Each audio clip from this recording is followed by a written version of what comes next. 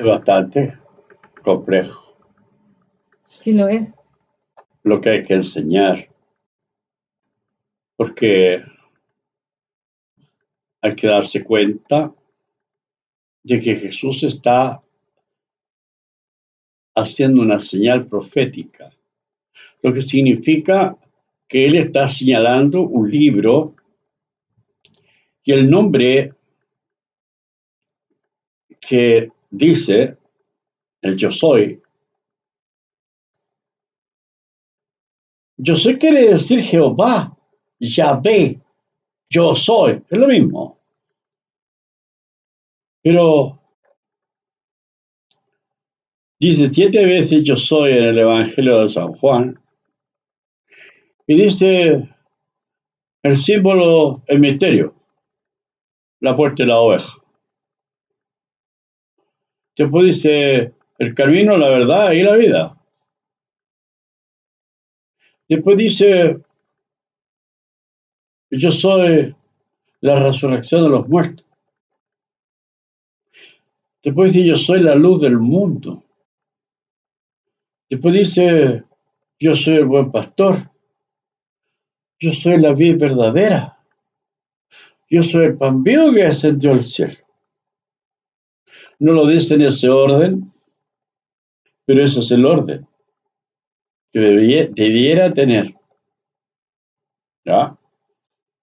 Porque está nombrando el Génesis, Isaías, Ezequiel, Mateo, Lucas, Juan, Apocalipsis.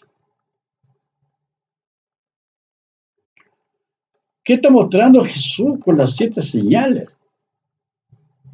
¿Qué está haciendo? Sí, Señor, ¿qué significan las 7 señales? La gloria de Dios. ¿Qué? La gloria de Dios, su creación. Pero ¿cómo? Él está creando 7 libros que son su gloria. Pero el Génesis, con todo el contenido literario, en donde aparecen personajes. Pero esos personajes son personajes literarios, que son figuras de los verdaderos personajes. ¿Cómo así? Sí, porque si tú fijas, el padre Abraham todavía no era padre. Y le llama Abraham, y padre de muchedumbre de gente, quiere decir Abraham. Su señora, Sara, quiere decir después Sarai, princesa. Y le da un hijo a su vejez, y él se llama Isaac, alegría de su madre. Porque como ella no tenía hijo, y en su vejez iba a tener un hijo, una gran alegría para ella, y eso significa Isaac. Pero ese Isaac nació después del primero. Porque el primer Isaac, que sale ahí en Génesis 18, el primer Isaac es el hijo de Ana, Samuel. Pero también es Isaac, alegría de Ana, alegría de su madre. Pero también lo escribe en Génesis, ¿no? También está escrito en Génesis que Isaac tiene 2 hijos, a Jacob y a Esaú, de Rebeca. Y como Rebeca es la profecía del reino, y el que pone rey en Israel es Samuel, y Samuel es hijo de Ana, él es el otro Isaac, Claro. que nace 1000 años antes del segundo Isaac, que es hijo de Abraham, que es hijo de Sara. Y ahí es donde el quebradero de cabeza, si uno no lo tiene muy claro, y piensa que hay un solo Isaac, se equivoca, hay 2. Porque hay uno que tiene muchos hijos, le da muchos hijos a su padre, el otro que tiene 2 hijos que se pelean uno con el otro. Acá nace del bautismo los hijos de Abraham, y allá los dos reyes, Jacob y Esaú, que son hijos de Isaac, son Saúl y David. Y el padre del reino es Samuel. Él es el Isaac que tiene a los dos hijos, y Rebeca es la profecía del reino que está en Deuteronomio 17:14. ¿Fija? Sí. Ya. Ahí hay que ser muy despierto para entender lo que no se ha explicado. Nunca. Se hablan de Jacob y Esaú, que un hermano vendió su primogenitura por un plato de lenteja.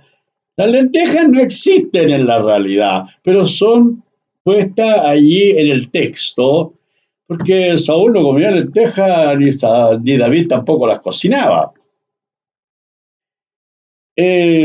Rebeca la profecía del reino, que Samuel es el padre del reino, y él coloca primero a Saúl, después a David, y eso significa que venía a espalda de Saúl, venía el otro rey, y por eso lo ungió a espalda de Saúl a David, en la casa de Isaí, sin que Saúl lo supiera. Por eso le dijo al ángel cuando lo envió que ungiera a David por rey, le dijo, si Saúl supiera me mataría. Después que unge a David se va a su casa en Ramá y se aleja de todo.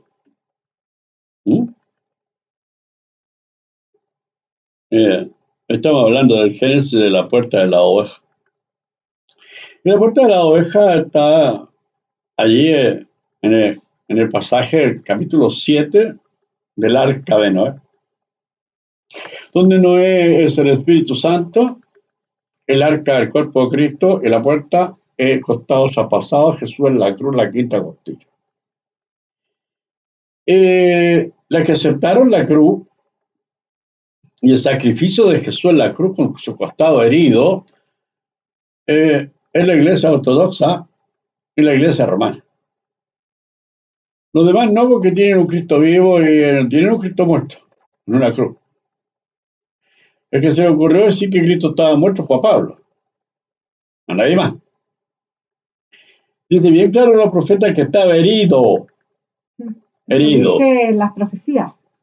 Claro, que imagínate que si Jonás tampoco está muerto en el vientre de gran pez, Jesús tampoco está muerto en el sepulcro, y en la cruz tampoco, porque fue ahí donde cayó en el sueño profundo Adán, donde Dios le toma una de sus costillas para hacer la iglesia y cerró la carne en su lugar, que Tomás, el incrédulo, quiso ver el costado abierto, dijo, mira, está cerrado. Y Génesis 7:16 dice bien claro que Jehová le cerró la puerta, y como esta es la puerta, el costado está cerrado, ¿ves? Sé creyente y no incrédulo. Ya, ¿de cuántos incrédulos hay? Sí.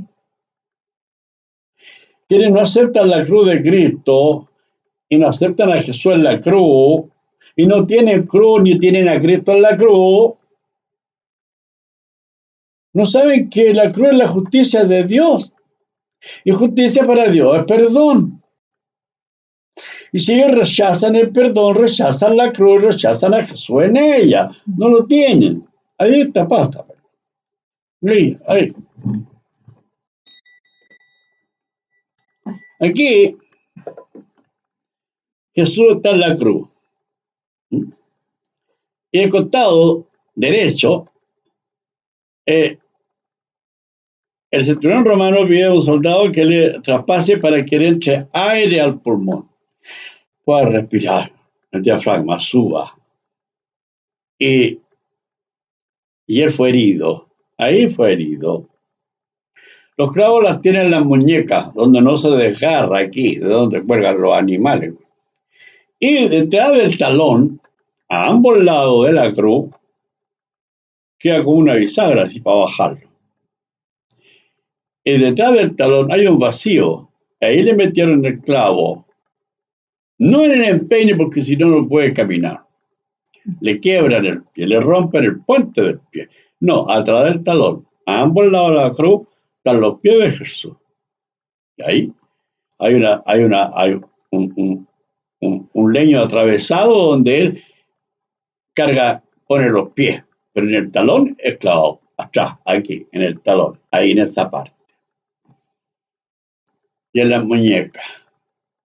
Se llama un clavo aguja que lleva una argolla que para sacarlo se tira de la argolla y el clavo sale. Y atrás del talón también sale suave porque no es en el hueso, es en un tendón que queda de la pierna hacia el talón.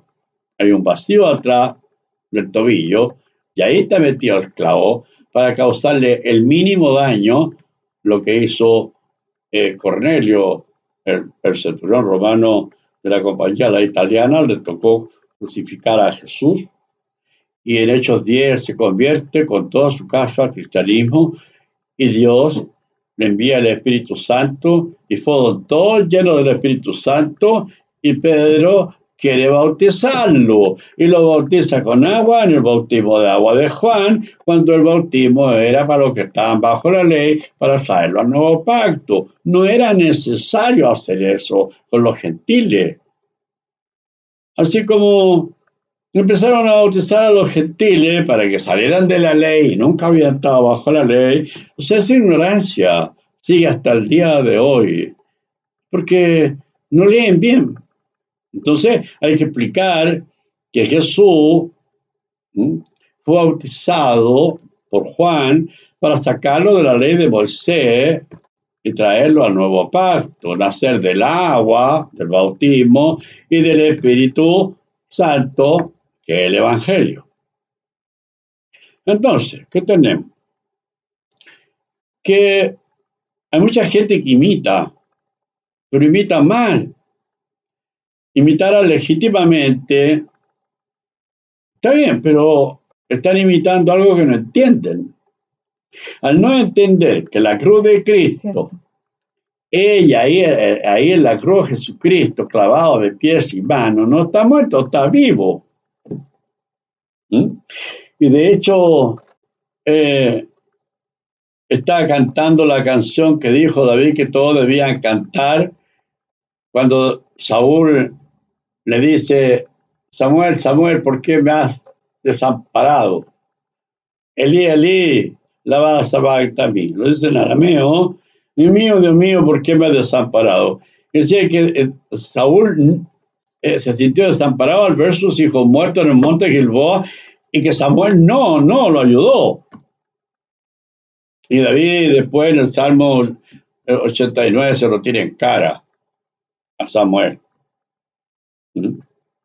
Embotaste el filo de la espada de Saúl y no lo defendiste en la batalla. Alegraste a su enemigo que en el monte Gilboa. Sí. David está muy enojado y lo expresa y lo dice enojado, en ese salmo. Dice que lo embotaste el filo de su espada y no lo protegiste en la batalla. Habían muerto sus hijos y Saúl se echó sobre su espada y se mató. Se suicidó Saúl de pura angustia y pena de ver a sus hijos muertos, a Jonathan, a sus hijos, y se clavó la espada en el estómago. Es triste el fin que tuvo el rey Saúl. Y David venía a su espalda sin que lo supiera. Había sido ungido rey muy joven, pero lo ocultó por mucho tiempo, hasta la muerte de Saúl. Y además de eso, cuando lo ungió Samuel, vino sobre él el Espíritu Santo y Dios lo hizo profeta. Lo ungió con su espíritu y lo hizo profeta. Pasaron por 40 años, ya David estaba bien crecidito, ya era un adulto, tenía como 60 años, cuando se le ocurre tomar a Betsabé, que no era su mujer, y le engendra un hijo, una vez embarazada. Y la historia ya la conoce usted. Muere el hijo y David se alegra porque el cuerpo del delito era el hijo sin hacía. Y en su lugar le dio a Salomón. Ahí se alegró. No entendía por qué.